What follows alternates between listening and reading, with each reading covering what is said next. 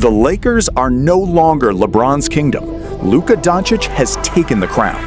With Luka, Austin Reaves, and a rebuilt roster ready to rise, Los Angeles is creating a new empire in the West. But one terrifying weakness could decide if this becomes a dynasty or another broken dream.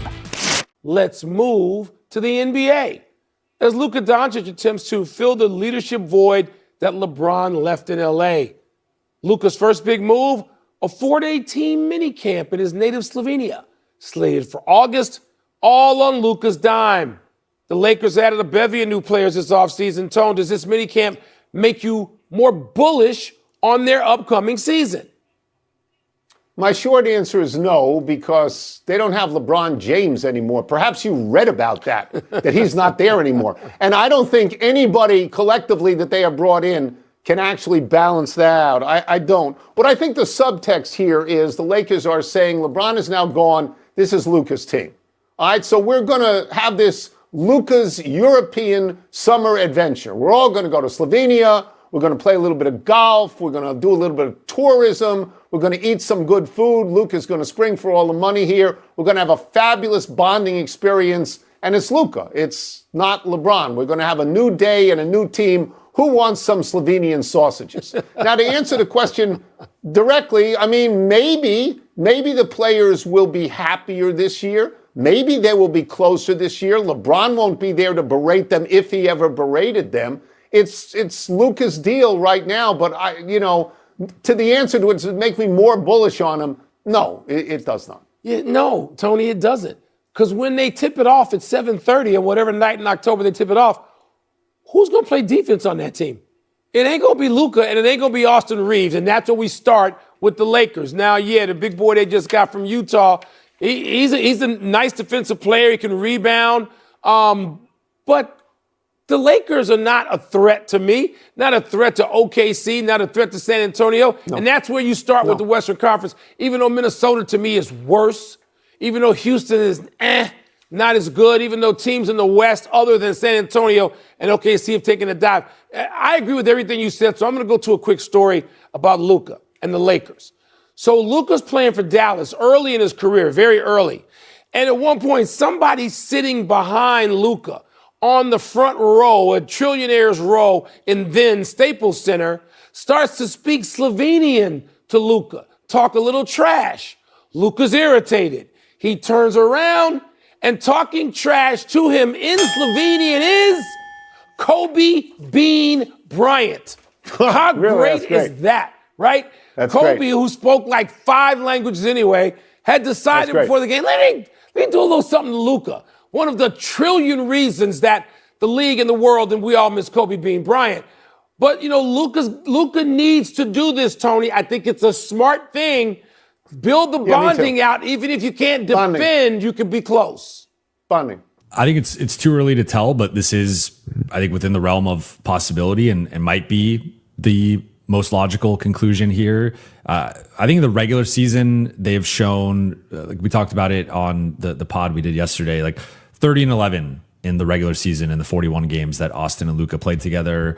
They've consistently been somewhere between like a +9 to +11 in terms of net rating on the floor together. So I think they're going to be a dominant, good regular season team that's going to win 50+ games and be a home court advantage team again.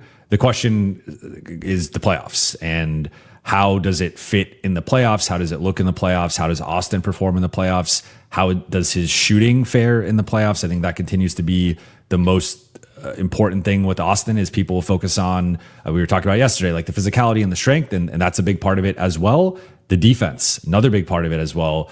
I think the shooting has been the big thing, where if you look at the last 3 postseasons, his 3-point shooting has dipped somewhere between 5 to 18% from his regular season 3-point shooting in terms of catch and shoot percentage. And it's a small sample size. A couple of those years were only one series, but that's the playoffs. The playoffs are a small sample size. So the fact that we've seen such shooting regression, particularly as a catch and shoot spot up guy, I think that's a thing I'm going to be looking for this upcoming postseason. So I think it's too early to tell one way or the other. The Lakers are clearly betting on Austin being the version of him we saw in November and December, or October, November, part of December, and being that like third team All-NBA candidate, all-star level guy.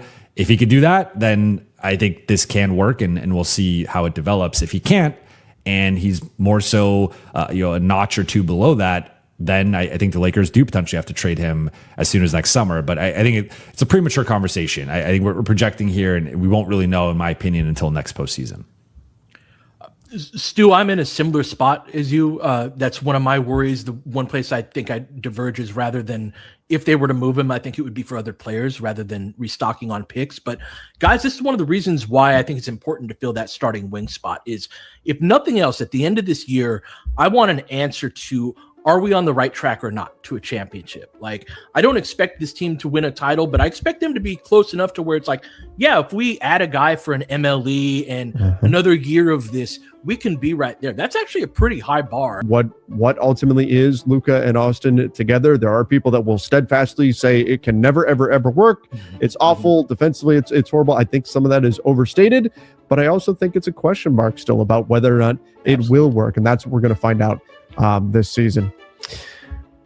We'll do a few more. Anthony said, first of all, great Lakers collective indeed. The big picture for me is that the real starting level wing would only come in an Austin trade. I think the hope for the Lakers is they can find that without doing that, and that everything works out and you can put those puzzle pieces together. The Lakers have officially entered a dangerous new era.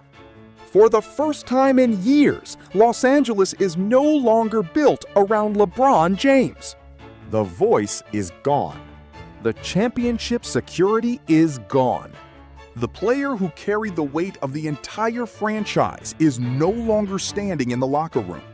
Now, the crown belongs to Luka Doncic. And Luka is already sending a message. This is my team now. Before the new season begins, Luka is taking control by organizing a 4-day Lakers minicamp in Slovenia, his home country, and he is personally paying for the entire trip.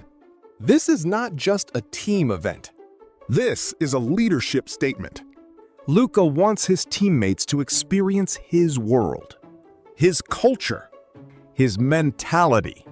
The Lakers will train together, spend time together, and build the chemistry needed for a new chapter. But here is the uncomfortable truth. Building chemistry is easy. Replacing LeBron James is impossible. Because LeBron was not just a superstar. He was the leader, the communicator, the player who controlled the emotional temperature of the team. And now, Luka must prove something completely different. Can he build a championship culture without following the footsteps of LeBron? Because this Lakers era will not be judged by how exciting it looks in August. It will be judged when the playoffs arrive. And that is where the biggest problem begins. Because behind the excitement of Luka's new Lakers empire, there is one weakness that could destroy everything. The Lakers can create chemistry.